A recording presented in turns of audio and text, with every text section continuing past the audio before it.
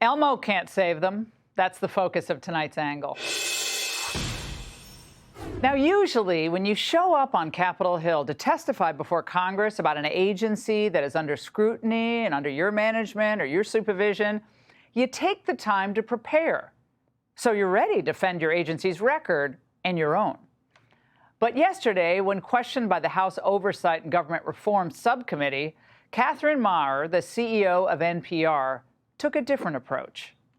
Do you believe that America is addicted to white supremacy?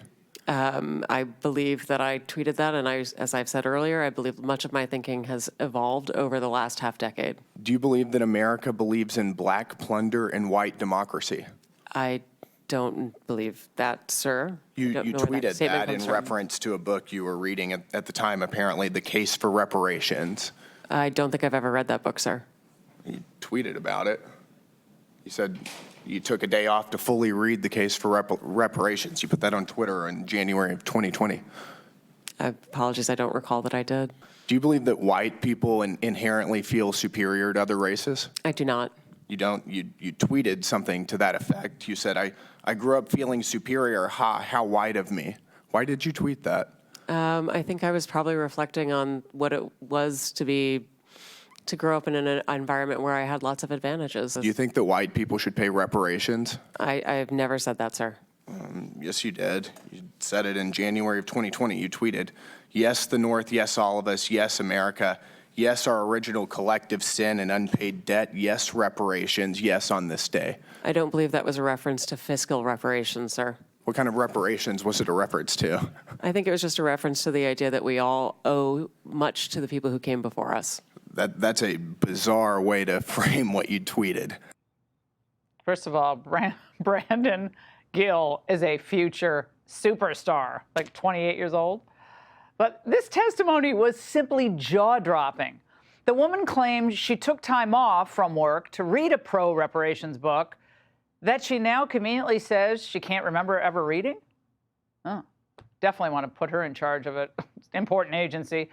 But in her defense, she seems to have trouble with the truth, meaning the very nature of what truth is. The idea of the truth is it's complicated. It's evolutionary. It's unstable. Truth, by definition, is malleable. It changes and is changing.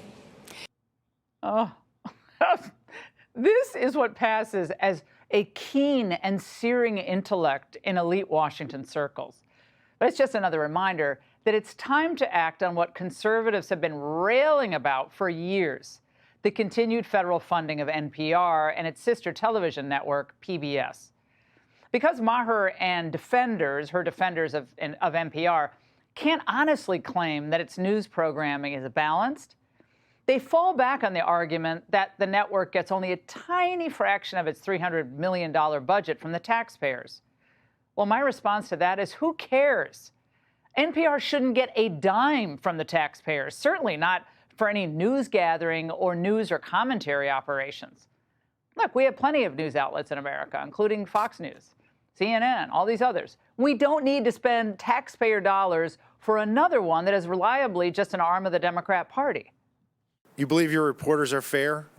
You said they're fair and they're working at it. I believe that they work to be every day, sir. The recent registration, when it was looked at, 87 Democrats and 0 Republicans registered. I found that very concerning. It shouldn't be surprising when their own CEO says things like, I'm so done with late-stage capitalism, or calls the President of the United States a deranged racist sociopath, or that America's addicted to white supremacy. I understand why Democrats on this committee are going to viciously and vehemently defend you all, because you become a propaganda wing of the Democratic Party.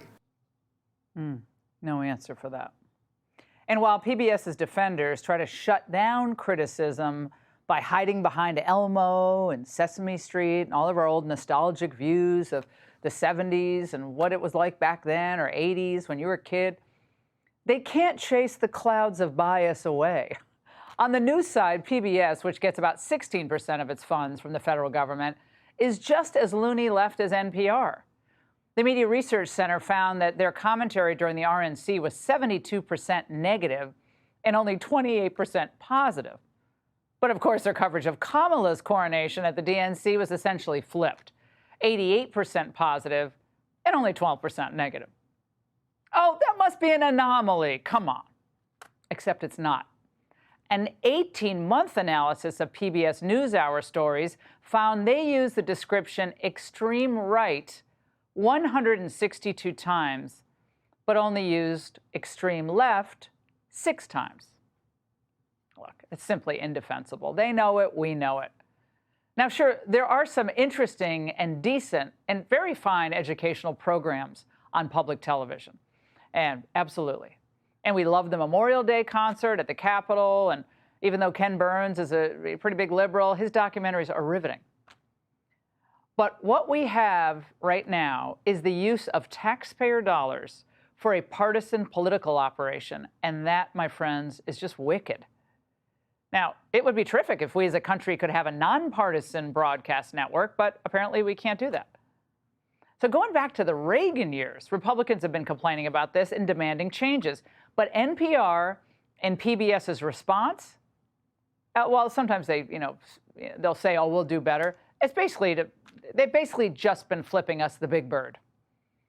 They could have rooted out the bias in their news and commentary offerings, but instead they just dug their heels in. Catherine Maher's testimony was an insult to every tax-paying American. Taking their money, the money of hardworking Americans, no matter how much, to promote a hard left agenda that the voters have overwhelmingly rejected time after time, is a gross abuse of the public trust. Elmo can't save them, and Mr. Rogers doesn't live there anymore. And that's The Angle. Hey, Sean Hannity here. Hey, click here to subscribe to Fox News YouTube page and catch our hottest interviews and most compelling analysis. You will not get it anywhere else.